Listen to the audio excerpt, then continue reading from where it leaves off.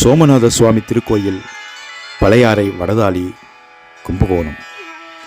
இத்தலத்தின் வரலாற்று பெயராக பழையாறை வடதாளி என அழைக்கப்பட்டு வருகிறது. பட்டீஸ்வரத்திலிருந்து வடதளி, பம்பைப்படை என இருவகை ஊர்களுக்கு அடுத்து ஆற்று பாலத்தினை கடந்து வந்தால் இத்தலத்தினை அடையலாம்.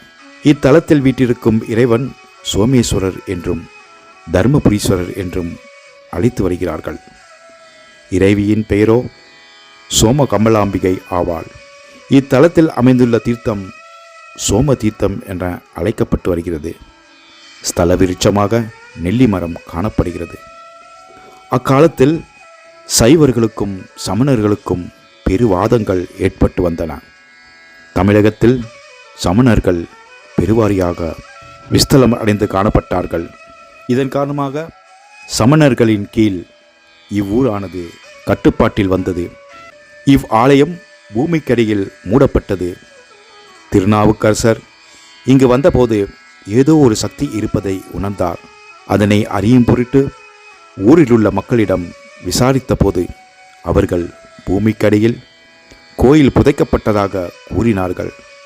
இதனால் திருநாவுக்கரசர் உண்ணா நோன்பிருந்து மறைக்கப்பட்ட சிவலிங்கத்தை கண்டு அவ்விடத்தினை தோண்டி எடுத்து சிவலிங்கத்தை கண்டெடுத்தார்கள். இதற்காக சோழ மன்னனின் கனவில் ஈசன் தோன்றி அப்பருக்கு உதவி செய்யுமாறு கட்டளையிட்டார்.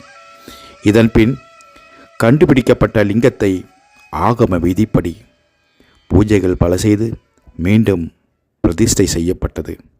புராண வரலாற்றின்படி கருடன் தன் தாய் வினாதையை விடுவிப்பதற்காக இந்திரலோகத்திலிருந்து அமிர்தத்தினை கொண்டு வந்தார். வரும் வழியில் அரக்கர்களால் தாக்கப்பட்டார். கருடனுக்கும் அரக்கர்களுக்கும் இடையே பெரும் சண்டை ஏற்பட்டது. இச்சண்டையின் காரணமாக அமிர்த குடத்திலிருந்து அமிர்தம் 3 சொட்டு இத்தலத்தில் விழுந்தது. இத்தலத்தின் விழுந்ததன் காரணமாக அவை லிங்கமாகவும் அம்மனாகவும் தீர்த்தமாகவும் உருவம் பெற்றது. கருடன் இத்தீர்த்தத்தில் நீராடி இறைவனையும் இறைவியும் வழிபட்டார். கருடன் இத்தீர்த்தத்தில் நீராடியதால் இத்தீர்த்தம் ஜடாயு தீர்த்தம் என அழைக்கப்பட்டு வருகிறது. சந்திரன் சாபத்தின் காரணமாக தனது பிரகாசத்தன்மையினை இழந்தார். இதனால் இத்தலம் வந்து தீர்த்தம் அமைத்து நீராடி இறைவனை வழிபட்டு தனது சாபத்தினை போக்கிக் கொண்டார். இதனால் இறைவனுக்கு சோமநாதர் என்றும் இறைவிக்கு சோம கமலநாயகி என்றும் அழைக்கப்பட்டு வந்தார்கள். இந்திரன் அமைத்த தீர்த்தமானது சோம தீர்த்தம் என வழங்கப்பட்டது. கோஷ்டத்தில் தட்சிணாமூர்த்தி, அர்த்தநாதீஸ்வரர், விஷ்ணு மற்றும் பிரம்மா அவருடன் இருபுறமும் வீரதுர்க்கை அருள்பளித்து வருகின்றார்கள். ஆலயம் இருந்த இடத்தில் கிரேதாயுகத்தில் வேப்பமரம் காணப்பட்டது. திரேதாயுகத்தில் வாழைமரம் காணப்பட்டது. துராயுகத்தில் கடம்ப மரங்கள் காணப்பட்டன. கலியுகத்தில் நெல்லி மரங்கள் அமைந்த காடாக இருந்ததாக கூறப்படுகிறது. பார்வதி தேவி சன்னதி அருகே பிரகல்நாதன் மற்றும் மகாவிஷ்ணுவின் சிலைகள் அழகுடன் அமைக்கப்பட்டுள்ளது.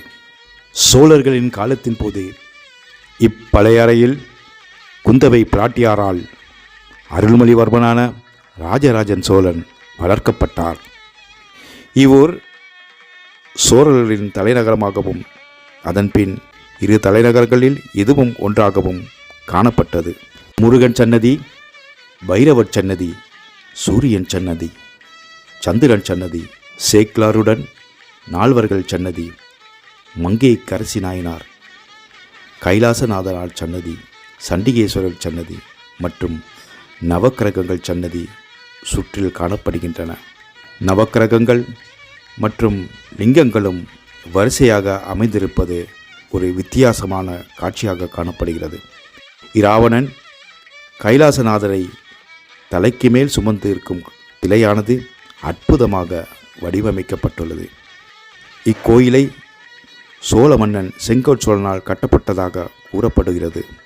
நாயன்மார்களில் சிவனடியார்களுக்கு தொண்டுகள் செய்து இறைவனின் சோதனைகள் காட்பட்டு அதன்பின் நாயனராக போற்றப்பட்ட அமர்நீதி நாயனார் பிறந்த ஊர் இதுவே ஆகும்.